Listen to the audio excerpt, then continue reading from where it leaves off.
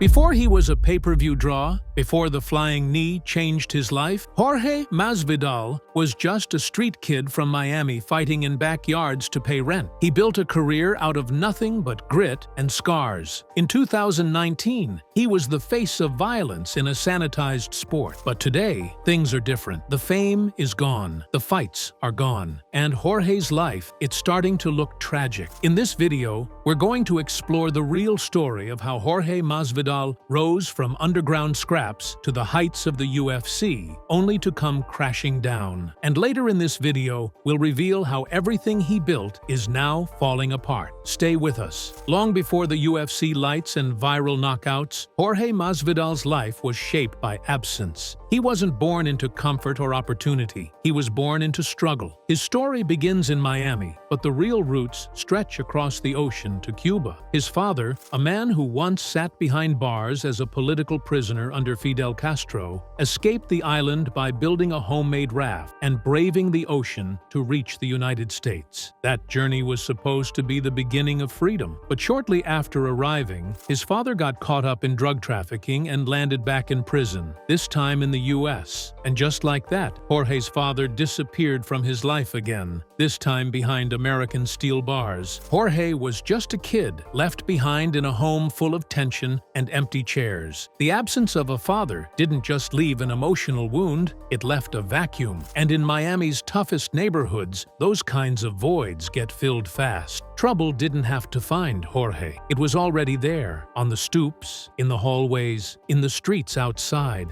The noise of police sirens was as common as music. The sidewalks weren't safe spaces. They were battleground. And within that chaos, Jorge found his first identity, a fighter. Not in a ring, not in a gym, in backyards, parking lots, and schoolyards. He fought because it made sense. The rules of the world around him were bent and broken, but the rules of a fight? Simple. One man wins, one man loses, and Jorge was wired to win. School never clicked. He bounced from one institution to the next, but his fists did the talking. There was no real plan, no vision for the future. There was only survival. But even in that early madness, there was something pure in the way Jorge moved. He didn't just scrap, he studied, he absorbed, and quietly, he started chasing something more than just wins on the street. Miami was a breeding ground for hustlers, dreamers, and broken promises. But for Jorge, the city also gave him access to something rare, real gyms. He began dabbling in boxing, a little wrestling, grappling here and there. There was no formal structure, no elite coaching, just fragments, bits and pieces. Jorge would take whatever he could get, an hour with a coach, a few rounds with a skilled fighter, a lesson on the heavy bag, and he'd absorb it like a sponge. His education came in blood and bruises. And while the rest of the world saw another angry kid from a broken home, Jorge was becoming something else entirely. He was transforming into a problem, but no one saw him coming. Because in the early 2000s, no one was scouting street fighters. And Jorge didn't have the look or the polish. He was rough, underfed, and carried the kind of chip on his shoulder that made managers nervous. Still, something was brewing, and all it would take was one connection, one moment to catapult Jorge out of the shadows and into something much bigger. Jorge Masvidal's first taste of fame didn't come under the bright lights of the UFC. It came from a shaky handheld camera filming in the backyard of a modest Miami home, with a crowd of shirtless men shouting over the sound of fists connecting with skin. That was the world of Kimbo Slice, YouTube's original street fighting icon. And it's where Jorge carved out his earliest legend. When Jorge met Kimbo's crew, it wasn't an audition, it was a collision. They didn't ask for credentials, they didn't care about records. You wanted in? Then swing. Jorge stepped into that raw, grimy world with no hesitation. There were no gloves, no mouthpieces, no referees, just bare knuckles, concrete, and consequences. In one now famous video, Jorge squared off against a much larger opponent, a tank of a man who looked like he could crush him with a single swing. But what happened next would become part of Jorge's myth. He didn't just survive, he danced, slipped punches with inches to spare, countered like a pro, landed precise, punishing shots until the bigger man crumbled. The internet noticed, not just because Jorge won, but because of how he won. Calm, technical, clinical, like he wasn't just brawling, he was calculating. That video circulated long before going viral was a real thing. And for the first time, Jorge Masvidal became more than just a local tough guy. He became a name whispered in gyms and locker rooms, but even as the footage spread, Jorge remained grounded. He wasn't chasing followers, he was chasing respect. What those backyard fights revealed wasn't just talent, it was mindset. Jorge didn't flinch, he didn't posture, he wasn't there to perform, he was there to prove. That chip on his shoulder, it got sharper with every video, with every busted lip and swollen eye. He was building a reputation, not just as a fighter, but as a survivor. And yet, Jorge knew deep down he couldn't stay in the backyard forever. He didn't want to be a novelty. He didn't want to fade away on a grainy YouTube clip. He wanted legitimacy. That meant rules. That meant contracts. That meant stepping into the world of sanctioned MMA. But that jump, it wasn't easy. Jorge didn't have agents or sponsors knocking. He didn't have a fight team backing him. He had a gym bag, a mouthpiece, and a name that was only starting to mean something. He wasn't picked. He pushed his way in. And when he finally stepped into the world of pro fighting, it didn't welcome him. It tested him hard. Jorge Masvidal's professional debut didn't make headlines. There were no lights, no press, no Dana White standing cage side. It was just another regional fight card. But for Jorge, it was a war. And he treated it like everything was on the line. Because it was. He wasn't backed by a camp. He wasn't a product of a fighting machine. He was self-built, concrete-forged, and every fight was a resume he had to hand-deliver. From the early 2000s through the next decade, Jorge became a nomad in MMA. He fought in Bodog Fight, in Bellator, in Strikeforce, in regional shows most fans can't even pronounce. He didn't say no to styles or names. Kickboxers, wrestlers, BJJ specialists, it didn't matter. He stepped up over and over. His fight record during that time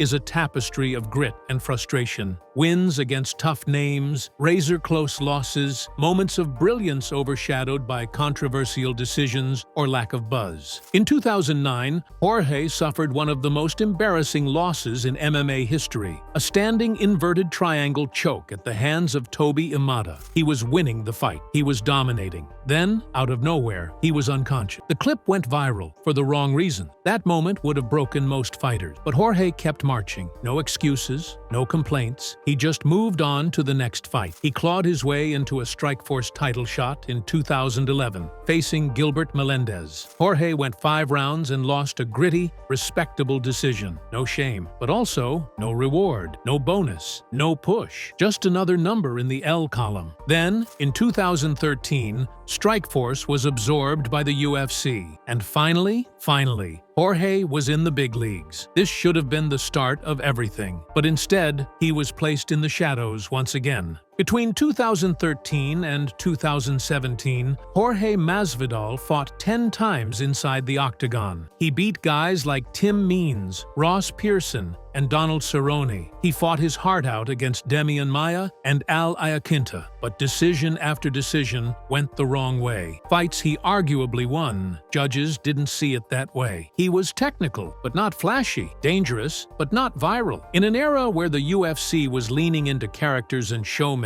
Jorge was something else entirely, a craftsman. And in that moment, the company didn't know what to do with him. He became a test. The guy rising stars had to beat to move up. Beat Masvidal? You're ready. Lose to him? Back to the prelims. That was his role. Gatekeeper. Almost great. Almost famous. Almost there. But Jorge knew something the UFC didn't. He wasn't done. He wasn't declining. He was just getting started. By late 2017, Jorge Masvidal wasn't just stuck in neutral. He was invisible. His loss to Stephen Wonderboy Thompson at UFC 217 wasn't controversial. It wasn't close. It was flat. Jorge looked slow, off-tempo, like the spark had gone out. And for a man whose entire brand was built on intensity, that silence said everything. After that fight, he vanished. No interviews, no training updates, no fights scheduled. The UFC moved on. The rankings moved on. The fans assumed the worst. Maybe Jorge was washed. Maybe the wars had caught up to him. But something deeper was happening behind the scenes. Jorge hadn't retired. He hadn't quit. He had unplugged, left the U.S. entirely, disappeared into the Dominican Republic, and joined a Spanish-language survival competition show called Exatlon. The show had nothing to do with MMA. No gloves, no cages, no punching bags, just obstacle courses, heat, and relentless physical punishment. And yet, Jorge wasn't there for TV clout. He was there to suffer, to simplify, to find something he'd lost along the way. For months, Jorge was stripped of all the trappings of a professional fighter. No nutritionists, no coaches, no fancy gyms, just dirt trails, jungle workouts, and solitude. He ran barefoot through the trees. He shadowboxed on beaches before sunrise, and in those long, quiet stretches away from the cameras and the cage, Jorge started to confront a question that haunts every fighter. What am I really fighting for? When he finally returned to the U.S., there was no red carpet, no welcome back fight announcement, just skepticism. Fans had moved on. The UFC wasn't pushing him. He was 34 years old, riding a two-fight losing streak, and hadn't fought in over a year. Most figured he'd come back for a retirement bout, cash a final check, and fade into the background. But Jorge had other plans. While the world had forgotten about him, he had rebuilt himself, not physically, spiritually. And when he stepped back into the octagon in March 2019, he didn't look like a man returning from a long layoff. He looked like a man returning from exile, faster, leaner, sharper, colder. The Miami kid who once fought for rent money had become something dangerous again, something pure. But no one saw it coming, because Jorge wasn't just about to win. He was about to detonate. It started in London, March 2019. Jorge Masvidal versus Darren Till. Till was the undefeated hometown hero, the next big. From the opening bell, he fought like a man who wasn't afraid to lose, because he'd already stared down at Till, stone-faced, like it wasn't just a win, it was revenge. And then, the night got crazier. Backstage during a post-fight interview, Leon Edwards walked by and threw a comment Jorge didn't like. No hesitation. Jorge calmly walked over, hands behind his back, and threw a three-piece and a soda combo that stunned Edwards and set the internet on fire. The UFC's cameras caught the whole thing. Within hours, Masvidal was viral again. Only this time, he wasn't a backyard fighter. He was a headline, a meme, a fighter with swagger, danger, and authenticity. It wasn't just the knockouts. It was the energy. Jorge reminded fans what fighting used to feel like. Raw, unscripted, unpredictable. You couldn't package him. You couldn't script him. And that was the magic. In a sport that had become polished and corporate, Jorge was a throwback to something primal. The UFC noticed. For the first time, Jorge was getting real promo time. Real push. Real money. And fans couldn't get it. July 6, 2019. UFC 239. Jorge Masvidal versus Ben Askren. Askren was undefeated, a former Olympian, a wrestling machine. He was also obnoxious, smug, and perfectly positioned as the villain. The buildup was trash talk, the expectation, a grindy, technical bout. What happened instead became legend. 5 seconds in, Jorge sprinted across the cage, millions of views in minutes. Jorge Masvidal wasn't just back, he was everywhere. The explosion of the flying knee launched Jorge into the stratosphere. He was no longer a journeyman. He wasn't even just a top contender. He had become something far rarer, a cultural figure in MMA. The UFC wasted no time cashing in. They invented a brand new title for him, the BMF belt, short for Baddest Motherfucker. It wasn't about rankings, it was about vibe, swagger, icon status. Jorge was set to fight Nate Diaz at Madison Square Garden for the one-of-a-kind belt. The Rock was flown in to present the title. One-sided violence. The doctor stopped the fight after 3 rounds, and Jorge held up the belt like a man who'd waited his whole life for that moment. In that instant, he wasn't just a fighter, he was the guy. 2019 ended with Jorge Masvidal as the most talked-about fighter on the planet. Fighter of the Year, interviews with late-night hosts, pay-per-view bonuses, endorsements. He launched his own fight promotion, Gamebred FC. talked about legacy, talked about running Miami, talked about financial freedom. But here's the thing about the spotlight. It blinds. And slowly, something started to shift. Jorge began leaning into the persona, the street boss look, the political stances, the brash interviews. He aligned himself publicly with Donald Trump, made campaign speeches, showed up at rallies, took photos with the former president. Some fans cheered, others cringed. The fighter who once stood for grit and authenticity was now being quoted on Fox News and used in political ads. But it wasn't just politics. Jorge started negotiating hard with the UFC, turned down fights over pay, fought less, talked more. The hunger that once drove him was now surrounded by cameras, chains, and entourages. And when he finally stepped back into the cage again, the man who returned didn't look like the same fighter who flew through the air with his knee in 2019. The image was bigger, but the edge was duller. After the BMF belt, Jorge Masvidal was no longer just a fighter. He was a brand. But that brand started drifting further from the fighter fans fell in love with. He leaned hard into the gangster persona, Cuban links, floral shirts, slicked back hair like a Scarface reboot. His walkouts became theater. He wasn't fighting for survival anymore. He was selling a character, and people were buying at first. But the turn came when Jorge got political. Not just in passing, but loudly, proudly, unapologetically. He backed Donald Trump publicly. He made speeches at Latino voter events. He stood on podiums, wore campaign hats, and even appeared at rallies alongside Trump family members. It wasn't subtle. He wasn't hiding. And in a sport that lives on fan loyalty, that move split the base like an axe. Some fans praised him for speaking truth and repping his background. Others said he sold out, turned the street legend into a propaganda tool. The UFC tried to ride the wave, giving him platforms and title fights. Jorge didn't flinch. If anything, he got louder. He mocked critics, took jabs in interviews, laughed off the backlash. At the same time, his in-cage activity started slowing. He began turning down fights, arguing over contracts, demanding more money. He had built leverage. But leverage without wins is a ticking clock. He wasn't active, and the longer he waited, the more dangerous the silence became. That's when the UFC made a move that turned pressure into desperation. In July 2020, the UFC called him with just 6 days' notice. Champion Kamaru Usman's opponent had dropped out. They needed a replacement for the welterweight title fight. Jorge said yes. No camp, no preparation, just a suitcase and a shot at gold. The fight sold like wildfire.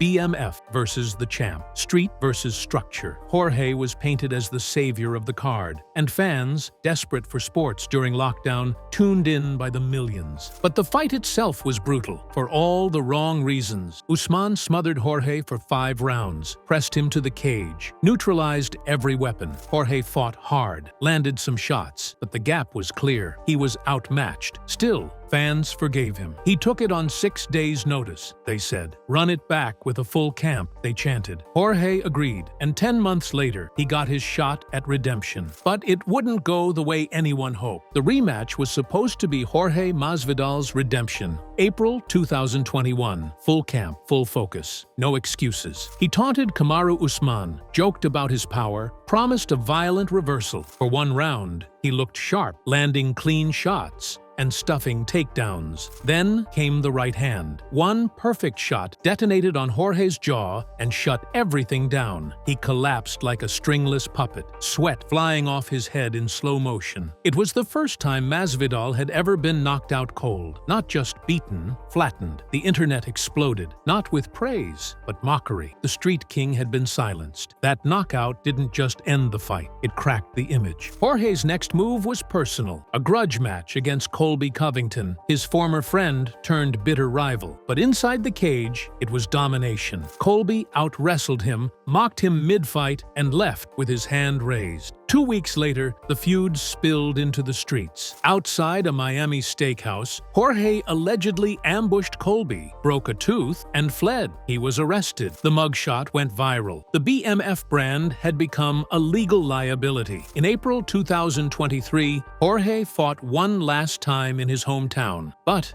It wasn't a comeback. Gilbert Burns controlled every round. Jorge looked faded, hesitant, stuck in the past. After the final bell, he left his gloves in the cage and quietly retired. The crowd clapped for the memory of what he once was, not the man in front of them. Gamebred FC, his bare-knuckle promotion, struggled. Lawsuits surfaced. Appearances dried up. Even the BMF belt was revived in 2023 without him. Jorge Masvidal, the man who once turned street brawls into superstardom, now lives in the shadow of his former legend. He didn't just lose his edge, he lost the fire that lit it, and that's what makes it tragic.